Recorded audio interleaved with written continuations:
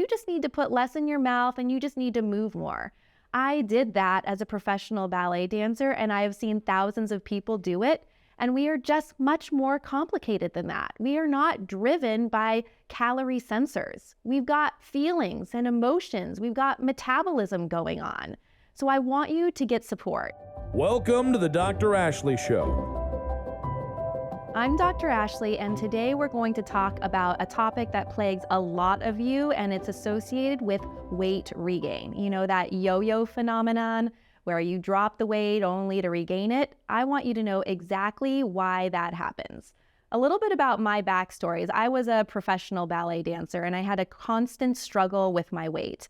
Despite restricting calories like crazy and exercising like wild, I could never achieve the optimal body composition that I needed until I figured out why the weight regain and weight gain and hunger and cravings happen in the first place.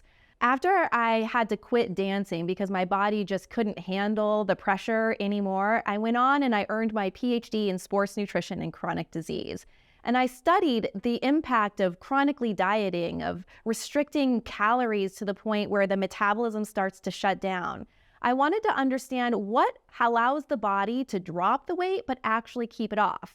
You know, so many weight loss programs and so many of us have been through programs where you drop the weight, but then it all comes back. And a lot of the programs tackle on the important aspects, which is eating the right type of food, having the right mindset, because we know how you fuel your mind is just as important as to how you're fueling your body.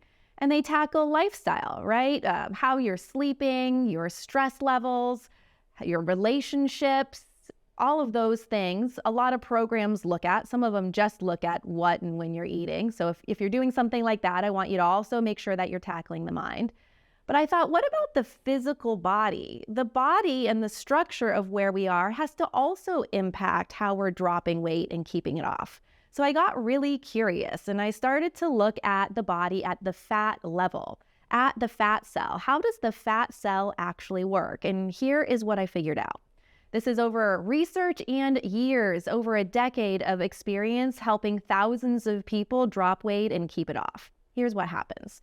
We have these triggers in our life, and the triggers change the way that our metabolism and our gut work. So after this trigger you experience, you can continue to eat the same way you did of the past, but now it's resulting in weight gain. You're thinking, what the heck is going on? I'm not doing anything differently, but the pounds are just packing on. So when I talk about the trigger, it can be different for each person, of course. We're unique. Our metabolism responds differently. So if you're a woman, it might be pregnancy could be the trigger, or maybe menopause. If you're a guy, it could be going through some kind of stressor in relationship or a job, or it could just be general aging. And all of a sudden, it's like a flip switches and things are different. Well, what happens is over time, you start to accumulate this fat, and this fat specifically in the belly is different. It is a different beast than the rest of the body. It fills up the organs, it wraps around them, and it squeezes them really tight like a straitjacket. So if you're carrying belly fat, and we took a slice of your liver, for example, it looked like a Kobe beefsteak. You know, that marbling that's in there and that stuff that coats around the outside, that's the visceral fat. This fat isn't the stuff that you can melt or freeze or sculpt. We get referrals from plastic surgeons all the time because the individual goes in wanting liposuction and the doctor's like, well, I can't suck that out because it's deep down inside the liver. This stuff is called visceral fat. It's the belly fat. And what I studied is what happens to these fat cells. And it is so crazy, but these fat cells at the fat cell level start to secrete their own hormones. They get their little blood vessels going, they get their own oxygen supply, and all of a sudden you have this tumor-like action in there with this thing that just wants to grow. It secretes hormones that make you hungry, that make you crave. They slow your metabolism and they make you lazy when you are not a lazy person. But all this thing wants to do is continue to grow and get bigger. I want you to think that it has a mind of its own agenda. It's not regulated by anything else in the body, and all it wants to do is get fatter as fast as possible. One of the hormones that it secretes is called interleukin 6, and interleukin 6 is that inflammatory hormone. It can cause, skin irritation like psoriasis. itchiness, it can cause joint pain, it can cause autoimmune conditions, and can even cause the autoimmune conditions that you do have to exacerbate. We have people who drop weight and their autoimmune conditions go away or are significantly resolved. It is incredible. Interleukin 6 is also linked to heart disease and cancer. You do not want this hormone circulating in your body, and the fat cell is what secretes it. It's why largely obese individuals had a more profound negative impact to COVID than non-obese. And it's because COVID impacted the body's ability to secrete interleukin 6. So obese individuals, their fat cells were already secreting interleukin 6, and then COVID itself helped to promote it. And it was like this double whammy of interleukin 6 that the body couldn't handle, and it started to shut down and have that cytokine storm that you probably heard about in the news. It's wild. In men, it secretes a hormone called aromatase, which takes your testosterone and converts it into estrogen. So you better bet if you're carrying belly fat, you've got low T, high estrogen, your sex drive is lower, and you're going to see fat start to pummel more in the chest, the throat, and the head area, and that's going to increase your risk of sleep apnea and high blood pressure. So we find when people drop that belly fat, the high blood pressure goes away. They don't need the sleep apnea machine with CPAP. It's pretty unbelievable. Now, I'm not going to say that dropping weight is a cure-all, but it's pretty much as close as you can get to one. So what I want you to understand that is if you're carrying this belly fat, it's helping to encourage continued fat growth. So this fat gain that you've experienced really isn't your fault. It's all been hormonally driven by this thing that just wants to grow, that has demands and desires and urges and cravings. And if you only drop a portion of it, it will eat its way back up. It's like shaving the top off of a weed and leaving the root. It's only going to come back. So if you've only dropped a portion of your excess fat weight because you say you look and feel good enough, you're in a new size t-shirt and pants and it's comfortable, it might not be enough because you haven't fully collapsed that fat mass and it's only going to come back. So here's a story about Todd. Todd came in, he was about 60 years old and 6 foot tall, weighing about 280 pounds.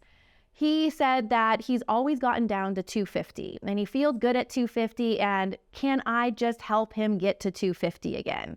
Well, at 6 foot, for the amount of muscle that he's carrying, and I want you to understand everybody's different. So if you're 6 feet, I'm not saying you need to get to 190, but for Todd, 190 was really where he needed to be to fully collapse that belly fat. And I had asked him from his past, Todd, was there a weight where you looked and felt your very best? You were comfortable? And he's like, 190, but that was like high school, college. I can never get there again. And that's what most people say. But I asked him at 190, did he struggle? Did he have to think about it? He's like, no, it was just who I was and it felt amazing. And so I knew that for his body, and I looked at his body composition as well to assess and really drive down where he needed to be, but it was 190. And he couldn't believe it. He thought, oh my gosh, there is just no way that I'm going to drop, what was it, almost 100 pounds? But he did. And he committed and he just let go of the control, and he had a sense of belief within himself. And by gosh, Todd dropped down to 190 pounds, did it fairly quickly, dropped about 3.5 pounds a week on average. And today, 3 years later, he's at 190 pounds, living, enjoying life, and not regaining it because he fully collapsed that fat mass. I want to tell you another clinical story that I have, and I experienced this year after year, but the first year I saw it was about 8 years ago. It was around Christmas time, and we had clients coming in during their weight loss phase, and we have clients coming in during their maintenance phase, because with Ph.D, maintenance is free, it's for life, and we have clients always coming in because I think maintenance is the most important part. And the maintenance folks came in, they're at their optimal weight, so this would be like Todd at 190 pounds, and they would come in and be like, oh gosh, I didn't eat perfectly, I had some pie, I wonder what it's going to do. And they stepped on the scale and they were right at their optimal weight, maybe up 2 pounds, but no big deal. And I'm like, oh my gosh, before, when I was carrying this fat mass and I ate off like I did, I would be up 10 pounds. So then we had our clients during the weight loss phase come in, and they ate a little bit off program with the holidays, and they thought, oh gosh, what's going to happen? I ate off, and they'd step on the scale and they were 5 to 8 pounds up. And what that's indicative of is that visceral fat, that belly fat effect, that it just gloms onto the food. And it just promotes continued fat storage rather than a fast and efficient metabolism that happens when you fully collapse that belly fat like Todd. So what I want you to understand is the importance of getting to your sweet spot, that flow state where the body is fast and efficient. I want you to understand that weight gain is not your fault. It has nothing to do with willpower or lack of discipline. It's all hormonally driven by this thing that just wants to grow. I also want you to understand that it's why you drop the weight only to regain it. And if you want to maintain weight loss success, the first step is fully collapsing that belly fat. And I want to give you an analogy of scuba diving. Now, I've never been scuba diving, so in the comments, you can tell me how I'm all wrong. But this is what I imagine that it's like. Imagine that you put on all of the scuba gear and you jump in off the boat and you're a little bit nervous. You're afraid, you're fearful, you're like, I'm not going to go all the way. And you just go down middle of the road where you kind of feel comfortable, but there's this big current, it's uncomfortable. The water is pretty murky and the fish aren't really beautiful. They're kind of like the gray and just a little bit dull. Now think about this experience if you go all in. You have faith, you have hope, you're excited, and you're just diving down there. You do it in a safe way, but you go all the way down to the blue water where the current is smooth. You actually just get to flow with it. I imagine it's like on Finding Nemo and the turtles that just flow with the stream. You get to relax, the fish are beautiful and amazing, and you actually get to enjoy yourself. That's what fully collapsing that belly fat feels like. So my action steps for you are to make sure that you figure out where your optimal weight is versus your happy weight. I know a happy weight can be comfortable, but it's not comfortable for long. I want you, and I encourage you to go all the way. If you tell yourself that you look and feel good enough, that's usually the biggest reason for weight loss failure, and I want you to recognize that and go more. I encourage you to get support. For some reason in today's society, we have this stigma that we shouldn't ask for support when we're dropping weight. But it is so complicated. I'll get comments all the time of people saying, you just need to put less in your mouth and you just need to move more. I did that as a professional ballet dancer, and I have seen thousands of people do it. And we are just much more complicated than that. We are not driven by calorie sensors. We've got feelings and emotions. We've got metabolism going on. So I want you to get support. If you think about it, all of the most successful people in the world, from their bodies to sport to business to relationships, have some kind of coach. And they don't feel bad asking for coaches. I myself have so many coaches on every level, from mindset, life, kids, business. I want to avoid as many mistakes as I can that people have already made before me as possible. And this is what I encourage you to do as well. Think of it from an athlete perspective. All of the best athletes in the world, and even those that are just recreationally active, have some kind of coach. Think about it as if you're a golfer and you're trying to perfect your swing. Can you do that on your own? Maybe, but you're probably not going to excel to the level you would if you had an outside perspective. It's different having someone looking outside in. They can move your elbow just a millimeter so that you can get that amazing swing. Dropping weight and improving your health is no different. Ask for support. Don't increase your general level of anxiety and stress, which increases cortisol and promotes more weight gain. Ask for help, get it. My last tip for you is to let go of the shame and the guilt. I really want you to take to heart that this weight gain isn't your fault. If you failed in the past, it doesn't mean that you're going to fail in the future. I hope you enjoyed this episode. If you're listening to it from Spotify or some kind of podcast platform, please follow us and leave a review. If you're watching this on YouTube, then please subscribe and leave a comment below. I read them all and I'm the one to respond, and I want us to have a dialogue. So please leave any kind of comments that you have, any questions, or any topics that you would like me to cover in future episodes. I'm grateful for your time, and I hope to catch you on the next show. Remember, you have to step up and make the change. Lead with your heart, train your mind, and do not negotiate with your body. See you next time.